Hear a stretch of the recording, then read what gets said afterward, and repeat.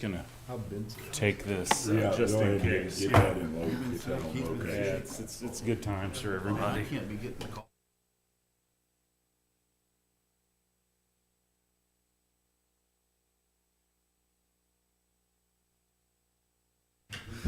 Good morning. It's 10:01 a.m. on Tuesday, November 26, 2024.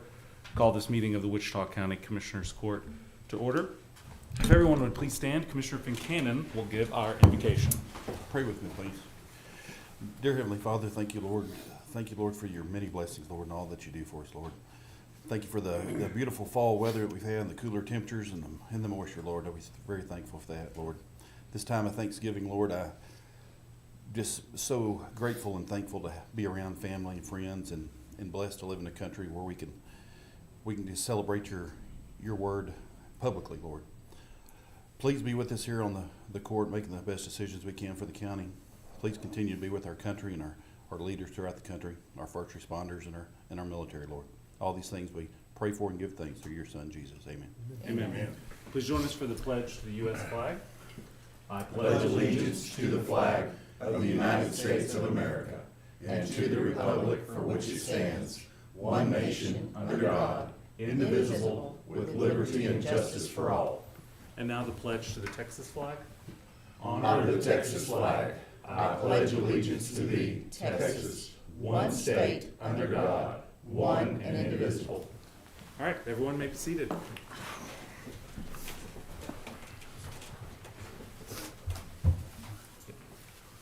All right, it is 10:02, and we will open up this time for public comments. Remind everyone that comments need to be limited to 5 minutes or less, and Commissioners Court cannot take action on any item brought up during public comments. Do we have any public comments this morning? Well, I'll make one, just to remind the public that the courthouse will be closed on Thursday and Friday for the Thanksgiving holiday. So if you come up here on either of those days, sorry. No one will be here. But we hope everyone, staff-wise, gets to enjoy time with their families, travel safely. And we'll be back normal time on Monday of next week. Do we have any other public comments this morning?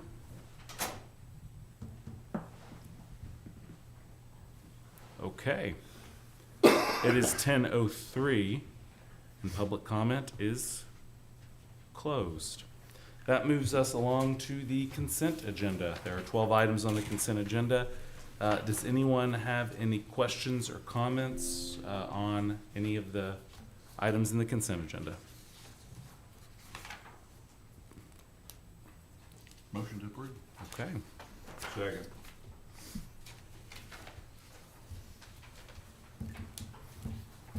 We have a motion by Commissioner Fincannon, seconded by Commissioner Mahler, to approve the consent agenda. Does anyone have any questions or comments on the motion or any of the items?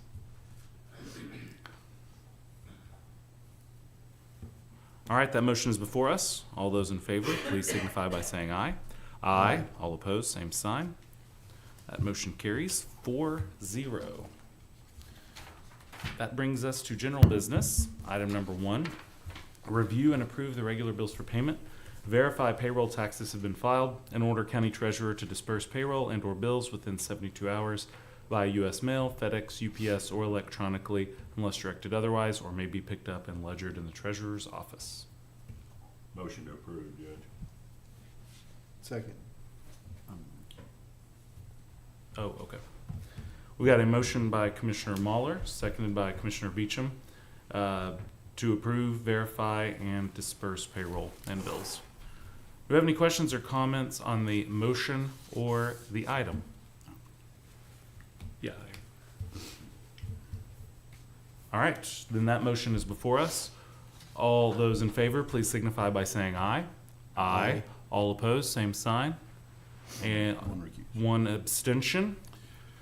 All right, there being 3 ayes, Commissioner Mahler, Commissioner Beecham, Judge Johnson, 0 nays, and 1 abstention, Commissioner Fincannon. Motion carries. All right, item number 2, Discuss, consider, and/or take action to approve and ratify the minutes of the November 19, 2024 regular session. So So, moved. second. All right, we've got a motion by Commissioner Beecham, seconded by Commissioner Fincannon to approve and ratify the November 19 minutes. Do we have any questions or comments on the motion or the item? All right, that motion is before us. All those in favor, please signify by saying aye.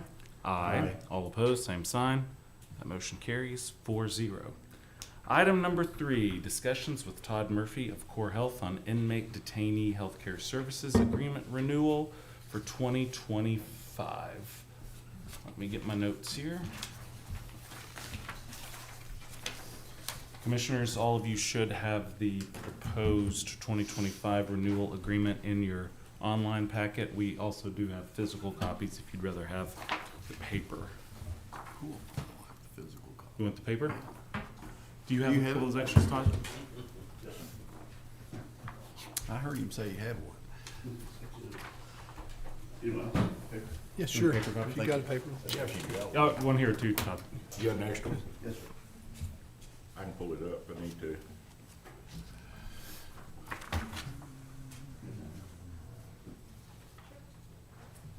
Being an old school guy. Thank you. Yeah, I got mine. Thank you. I can't get my pencil to work on my screen. That's the problem. Oh, I can read this much better. So, as y'all are aware, we are approaching the end of our current inmate detainee health services agreement for the Law Enforcement Center and Juvenile Detention Center. According to the original agreement that was approved back in 2022, we have the option to renew with Core Health for an additional 1-year term at the end of the current 3-year agreement. That's what we are talking about today, is a 1-year renewal term. This proposed 1-year renewal would take effect on January 1st, 2025, and would replace the last 2 months of the current agreement and align us moving forward with the calendar year and therefore the budget year. It is a substantial increase, dollar amount wise, over the current agreement, again, which was negotiated back in 2021 and went into effect in 2022. I'll let Todd speak when he makes his presentation on the rationale for those new proposed costs. I will remind the court that even though this is an increase, it falls with underneath the amount that we budgeted in 2025 for medical services for both the LEC and juvenile detention. With that, Todd, I will turn it over. I will say one other thing.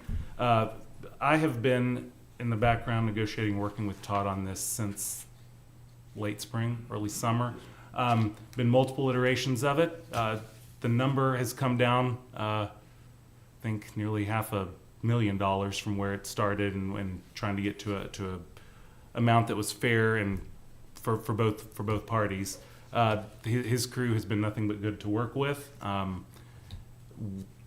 Before we even started on the renewal question, checked with our folks who have to work with Core Health at the LEC, especially day in and day out, to see if they were satisfied with the quality of the work being done, to see if we needed to go out for an RFP or do a renewal negotiation. And I think everyone agreed that it would be best to continue the relationship as long as we could find a good, happy place on the negotiation. So appreciate you and your team for the multiple conversations we've had, the work back and forth on this. And with that, I will turn it over. Quick question before. Yeah.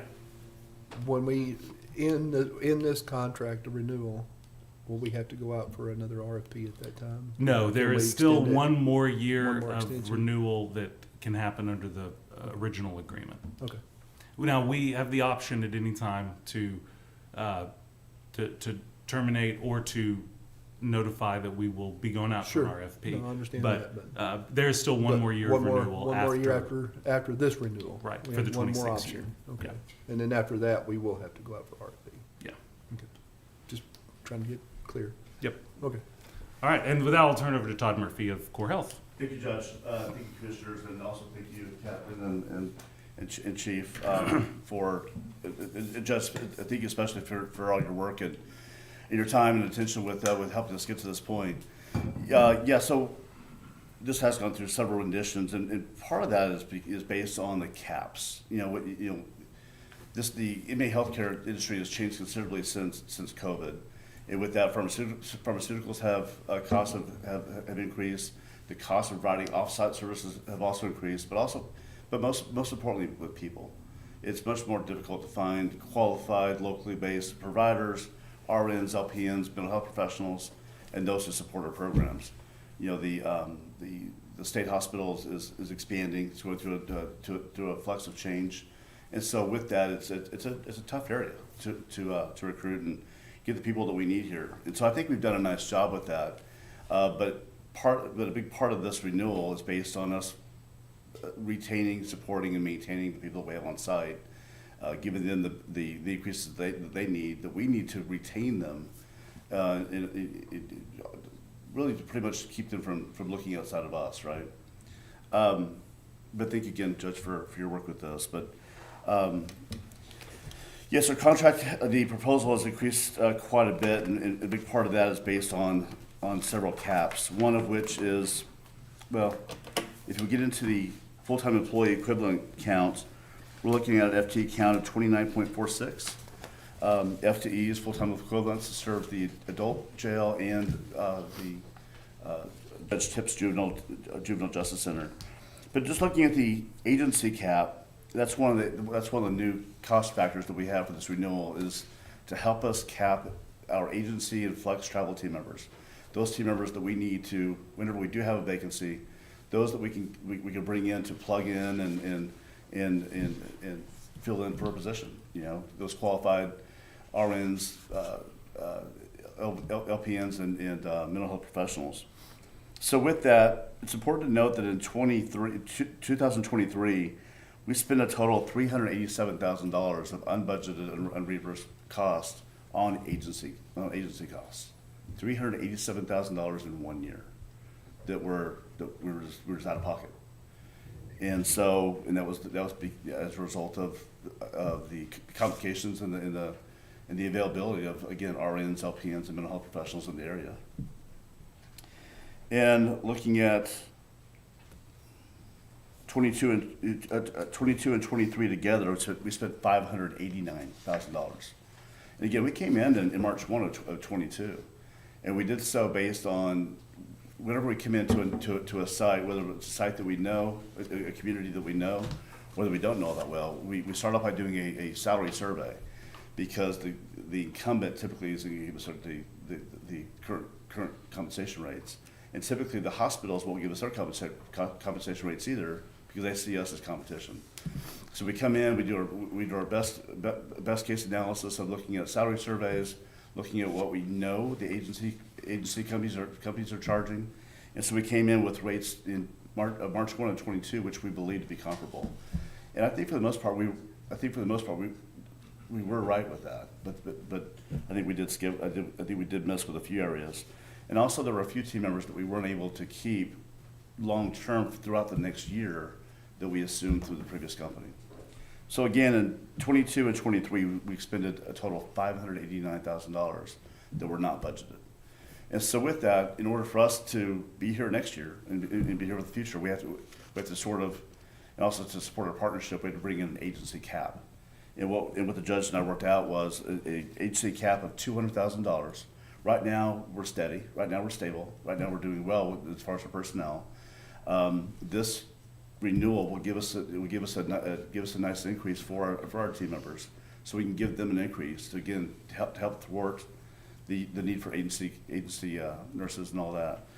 But just to protect ourselves and in order to substantiate and solidify our partnership, the judge and I worked on an agency cap of $200,000 to support any use of emergency agency personnel and/or our own internal flex travel team members.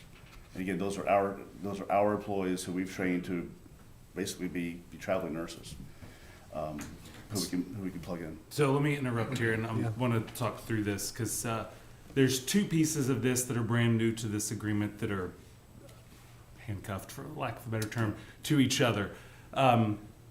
Everyone's familiar with the pharmacy cap that we have on the current agreement. Now, what that one does is it has a set threshold, $200,000. It's built into the contract. If we spend less than that on pharmaceuticals, we get those funds back. If we go over that, the county's on the hook for that. This is a differently designed and a cap. That $200,000 is a hard ceiling for Wichita County for what we pay. So if anything, if they use less travel and agency personnel than $200,000 worth, they will refund to us whatever's under. Anything that's over $200,000, they are on the hook for core health. Okay, Now, that was gonna be my question. it is tied with a second piece of this, which is obviously if Core Health is having to use travel personnel or agency personnel, it's because they don't have the regular staffing that's filling those positions. And so there is an addendum that I will be adding to this, which would make it so that we are reconciling when regular shifts are missed or regular personnel aren't there. That would be credited back to the county in this cap, so that we're not paying for the same thing twice. So that if they're having to use more expensive agency personnel to come in, they are refunding us for what the regular staff salary. would cost, so that We're just otherwise paying we the end up over. we're just essentially paying the overage Okay. there. And that was something that Todd and his team and I went back and forth on a couple of times. And I think we arrived at a good place where those will be credited toward this cap so that it doesn't become a nightmare to reconcile on a weekly or monthly basis. We'll be reconciling it as we go, but at the end of the year, it'll just be one either credit or we'll account for it and we'll hit that cap and they'll be on the hook for anything that's over. Okay. But that will address hopefully this contract is paying people well enough that they're able to fill all their regular slots. Agency folks never come into play. None of this even matters and we just get our $200,000 credited back. Everybody wins in that case. But if we end up in a scenario where that doesn't happen, that's what this is designed to address. Well, it gives them incentive to be a good partner and make sure they're Absolutely. filling all the slots, so that's, Absolutely, yes, sir. it's a good contract. Yeah. Good way to do Has, it. has the ability to retain those people improved, or is it the same as when we wrote this contract? Has it stabilized a little? Are we in better shape than we were, or is it still, I mean, at one time, once again, I hate to give credibility to the COVID period, but we Yeah. keep having to go back to that. That deal was really in flux Yeah. at that time. We were short everywhere and people were leaving the career because of that. And that's my question. Is it more stable now? Are you seeing anything that would give you some encouragement? Yes, sir. It's definitely better now than it was in 2021, 22, 23. But we are absolutely still feeling the pressure from that. As a matter of fact, the whole entire correctional healthcare industry is another state of flux as well. As I was mentioning earlier, Yeah. 3 of the industry's top, largest providers just recently filed for bankruptcy. There's just still tremendous demand out there. I It's guess. demand, it's the availability of qualified licensed people that want to Yeah. do what we do. Right. It's agencies settling these frivolous lawsuits just to get out of it. It's malpractice rates. It's, something else too, something else that COVID did as well is prior to COVID, we bind 6 liability policies for Wichita County, the biggest being our professional and general liability policies. We spent millions on just 2 of those policies alone. And so prior to COVID, I was able to go out and I was able to sort of shop the market for different underwriters. Now I have 2 options.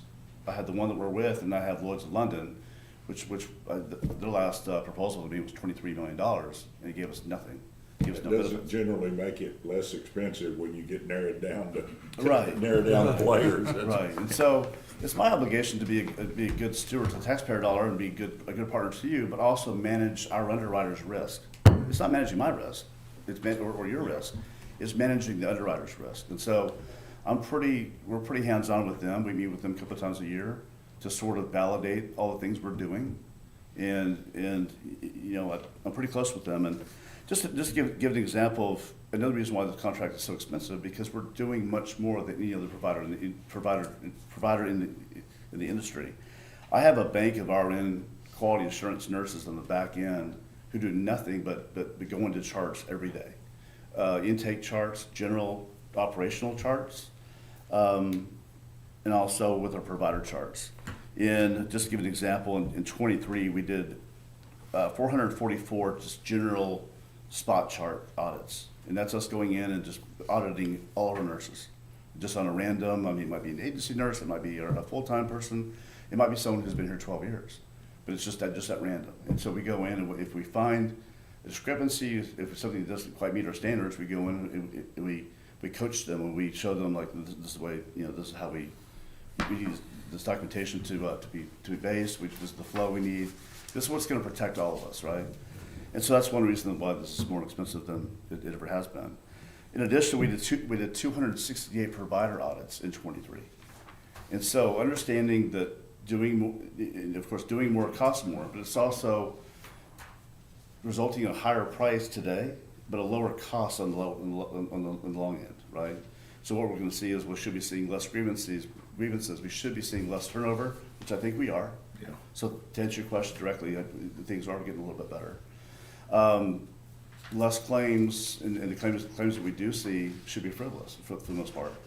Because if our documentation is strong, we shouldn't have all that much to worry about. But I'm also in the process of developing more checks and balances and more quality assurance measures that are gonna protect us even more. And also to help us identify the high-risk patients at the intake process. As they come in, whether it be a high-risk diabetic, pregnancy, someone with mental health issues, someone with a heart condition, whatever it is, we're gonna identify them coming in and sort of follow them through the process and alert our providers, whenever for every med pass, for every provider call, and things like that.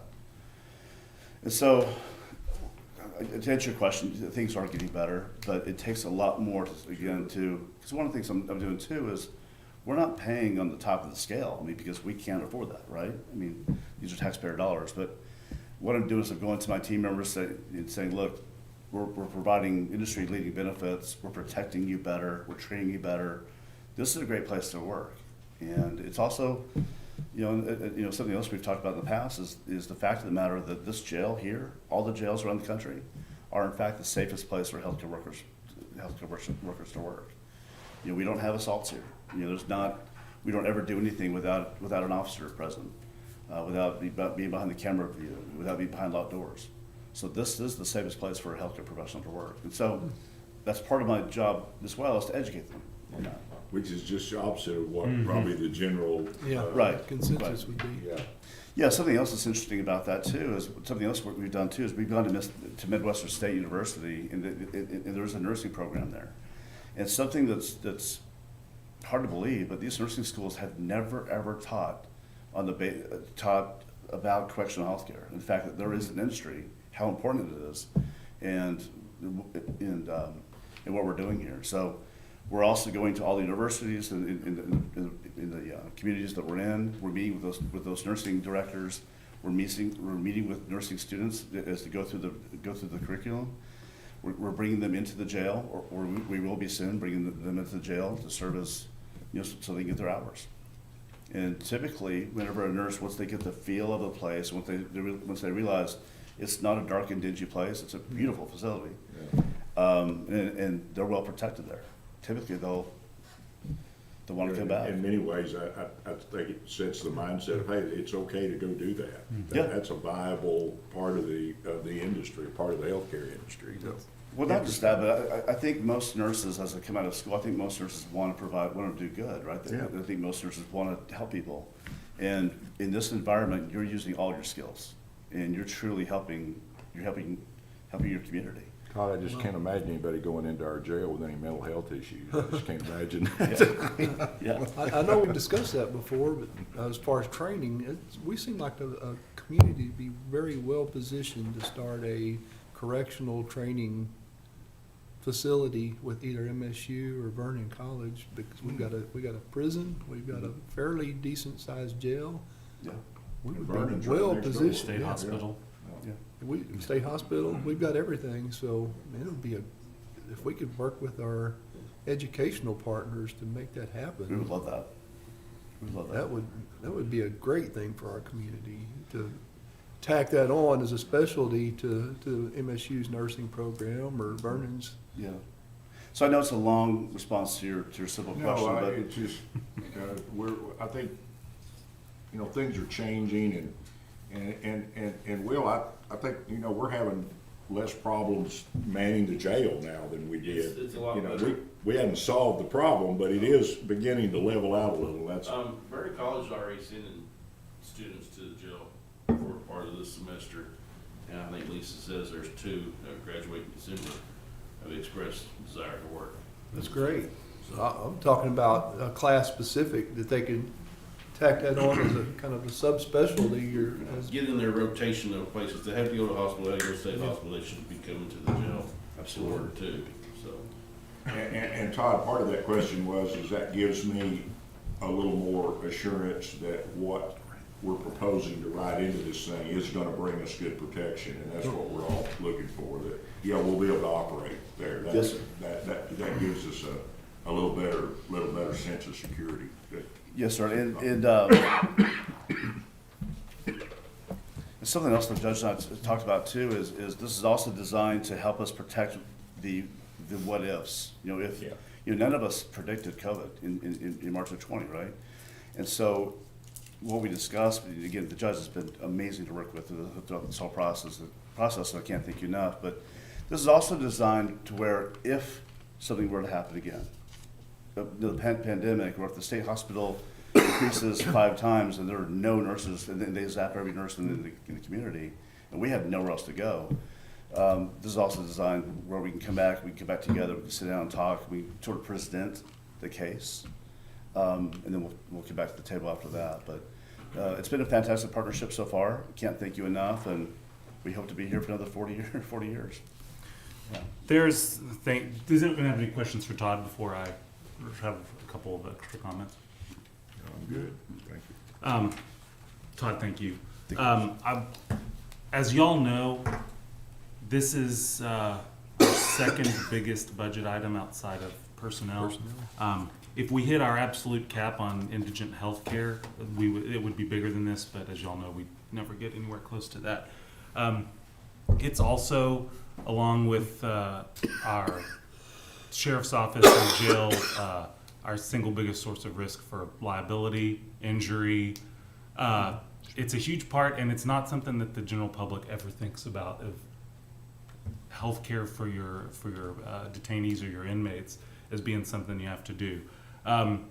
We've had 2 detain audits now that revealed no deficiencies, and in fact had nothing but good things to say about Core Health and the job they're doing on the quality front. The audits had the only deficiencies had to do with staffing and that type of thing, which I think through the agency cap and then through the actual mechanism to reconcile staffing positions in field versus not, I think we're going to be able to address that. And again, hopefully this will allow y'all to be able to address your long-term recruitment and retention concerns.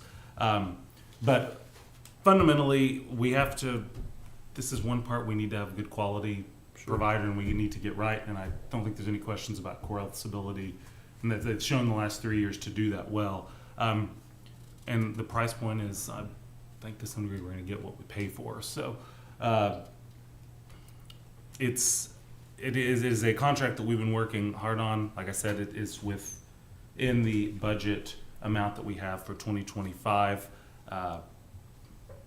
And I'm not asking us to vote on it today. I wanted to give everybody, auditor's office, sheriff's office, and jail staff, commissioners, I wanted to give everybody the chance to have it in front of you, look at it, ask questions, provide feedback, and hopefully be able to make a decision on it and take a vote next week. But it would not be fair to ask y'all to vote on something within 2 or 3 days of having seen it, when it's a lot of money and it's a big part of our budget. So I like the agency cap. I think that's a very good move on the contract for both parties. yeah,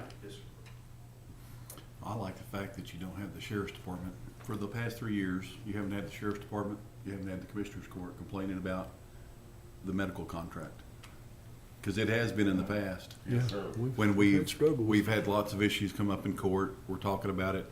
We haven't had that in the past 3 years, so I do appreciate that, Tom. We've had a couple of things come up with juvenile detention. Right. But I think that Core Health has addressed those concerns, and that was mainly a function of it's not home base for where the vast majority of services are. And so I think that, yeah, please come up. Yeah, just to speak to that for a second, it's, I think anytime you're managing people, especially in this day and age, unfortunately, nothing's perfect, and there's nothing perfect about what we do. You know, we're working in the jail environment, practicing medicine, right, with a population that is only getting sicker. I mean, we have fentanyl now, the drugs, the street drugs are much more severe than they ever have been, and, you know, one little dust of fentanyl will kill a camel, you know, for example. So we're dealing with all of that, and so, you know, and you're also dealing with we're also dealing with a labor pool that are being recruited on a daily basis by hospitals, clinics, other agencies, prisons, mental health hospitals, agencies. I mean, you know, agencies for a nurse, for example, for the RN that I'm projecting to pay, I don't remember what it is, but let's say $40 an hour. An agency, if I lose that nurse and I have to use agency, that agency is going to charge me 4 times that. That nurse can cost me $115, $120 an hour, and we won't have a choice. And so I work really hard to retain those who we have, wrap our arms around them, support them well, and that's why I think we're doing so much better than anyone else, because we're locally based, just in Dallas. We have our trainers that come in on a regular basis, but again, kudos to the captain and chief and just everyone at the jail. Our communication style and our ability to sit down and have conversations, difficult conversations, whenever the time needs to come, about the reality of where we are. But the fact of the matter is, when you're dealing with people, we might be doing okay today, but, you know, hopefully tomorrow we have the same outcome. So, but I would base our success on just the communication, the partnership. But again, going back to what you were talking about, Commissioner Mueller, in the past, again, your previous provider before us just filed for bankruptcy. They're a multi-billion-dollar company, and they're bankrupt.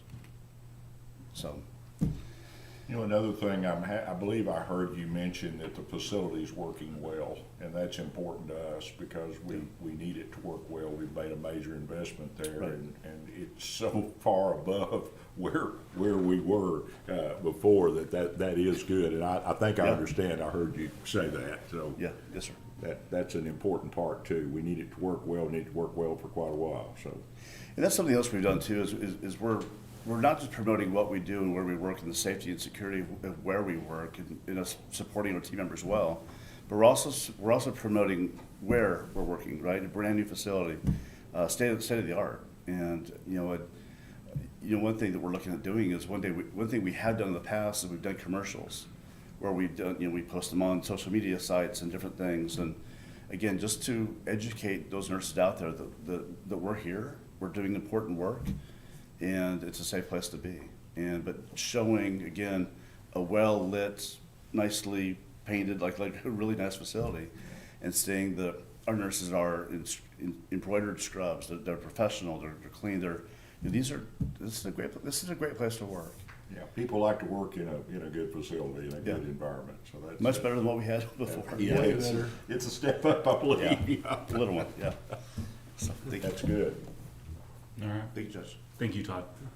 Any other questions, comments on this? I will say that if you do have feedback, you see something, got a question, got a concern, not sure what it means, please reach out to me as soon as possible so that we can work through any issues there might be, or just answer questions and hopefully take this up next week.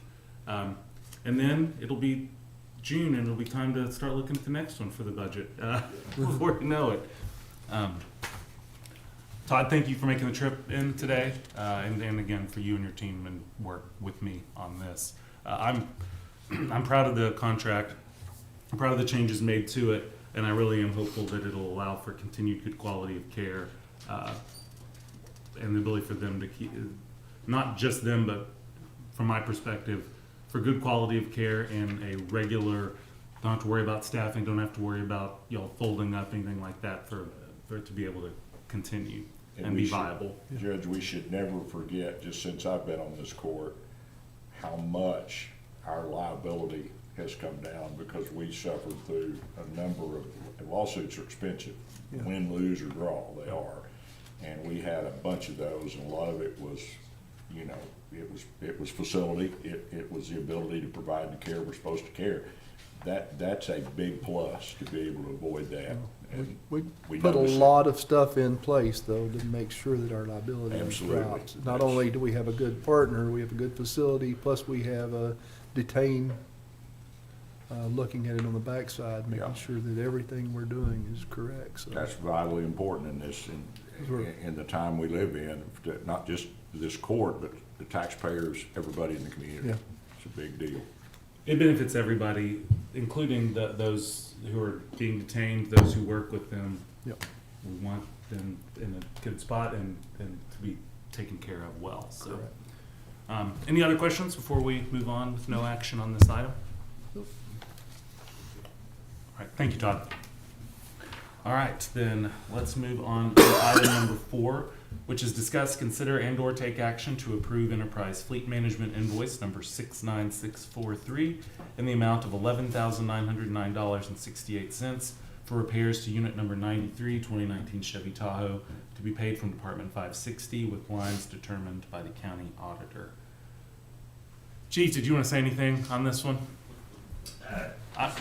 I shouldn't say, do you want to? It's, do you have anything to say on this one?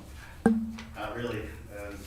Went into the shop with one problem and found out the whole motor's done. So, and that's a remanufactured motor and labor.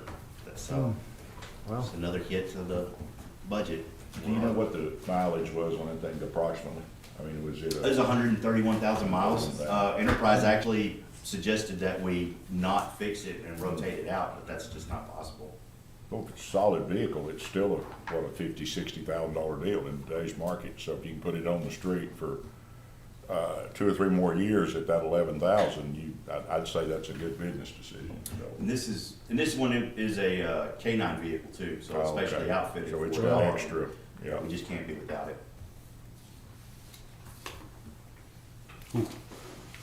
All right. Any, Motion to approve. oh, Second. got a motion by Commissioner Beecham, seconded by Commissioner Fincannon, to approve enterprise fleet management invoice number 69643 for $11,909.68 for repairs to be paid from Department 560. Any questions or comments on the item or the motion? All right, that motion is before us. All those in favor, please signify by saying aye. Aye. All opposed, same sign. Motion carries 4-0. Item number 5, receive update on courthouse renovations and county courthouse annexes. Commissioner Beecham? Yeah, yesterday the sign finally went up inside the motor vehicle office, so it looks really good. It's really good. Very pleased with how that came out. 30th District Court, they've been putting carpet in, they've been putting the opaque ceiling tiles in, so it's starting to look finished.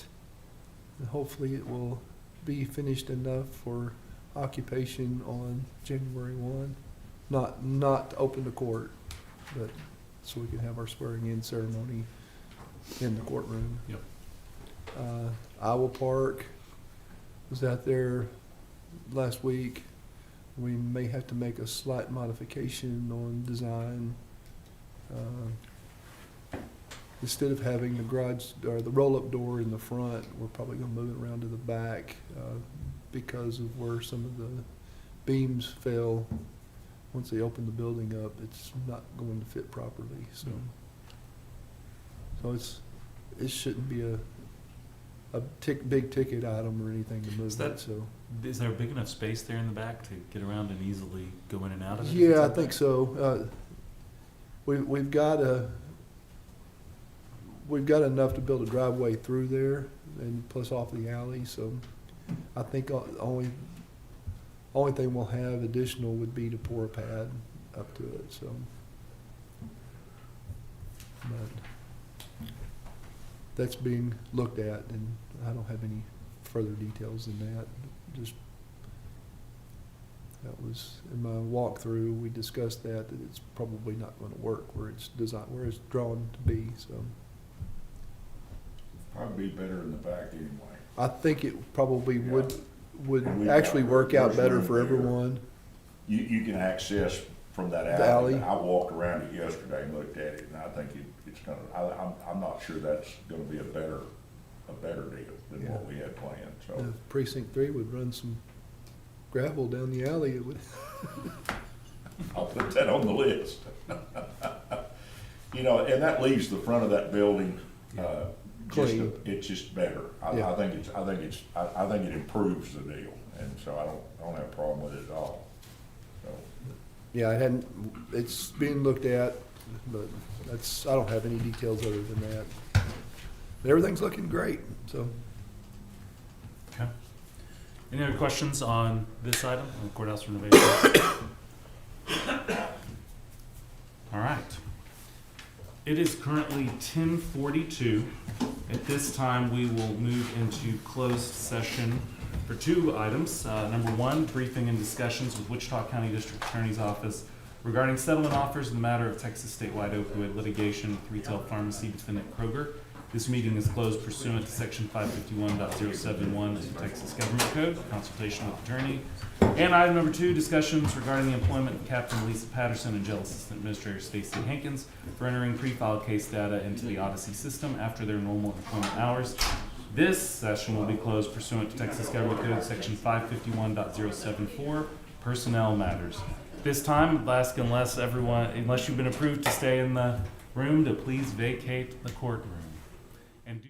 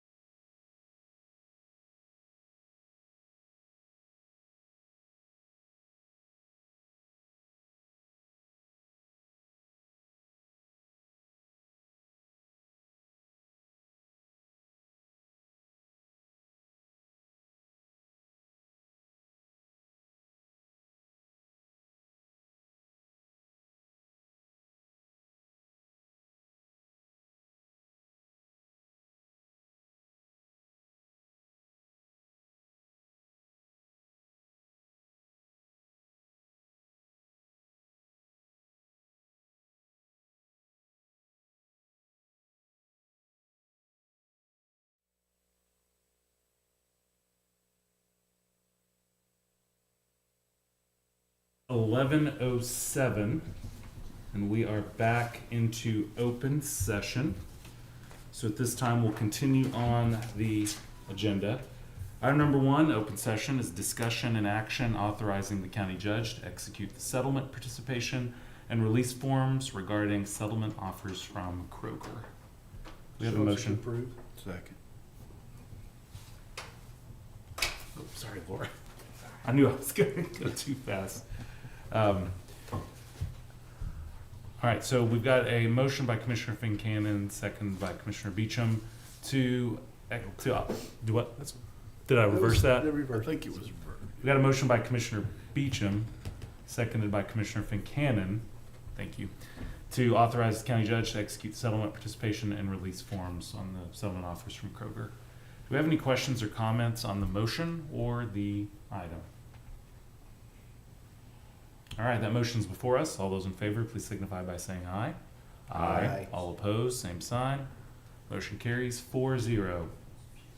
Item number 2 is take action on other closed session items. I believe we do have a couple of things we need to do. I think we can do them all in one motion. We need to approve payment to Captain Patterson and Lieutenant Hankins for an additional 7.75 hours over the 80 that were initially authorized. And those were incurred during the previous pay period. And then I do think we need to approve another batch of time for them to continue work and authorize payment for. Another 80 hours. Another 80 hours. So moved. Second. Do we need to amend the previous court order or just add that to this one? I think that'll be fine. Does that get y'all what y'all need?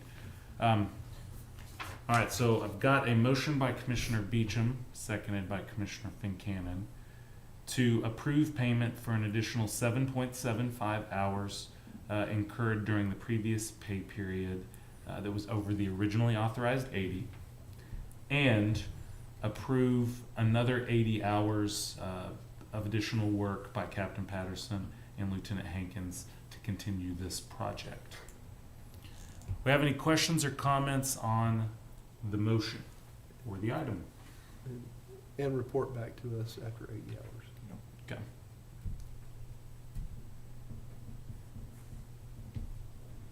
You good with seconding that or change it?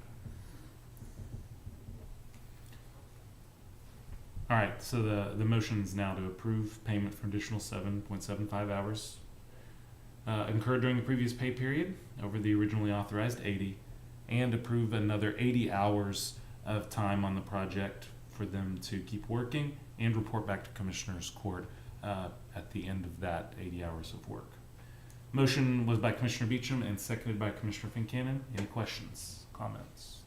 I do have a question. Is Yes, that ma'am. something that we just need to get with, about putting it back on the agenda? Yep. Is that something I just send to, and put it on there? I would say when you're starting to get close, Mhm. go ahead and get it on the agenda Yes, sir. so that we don't run into the overage issue again. That Yes, way sir. we're just taken care of.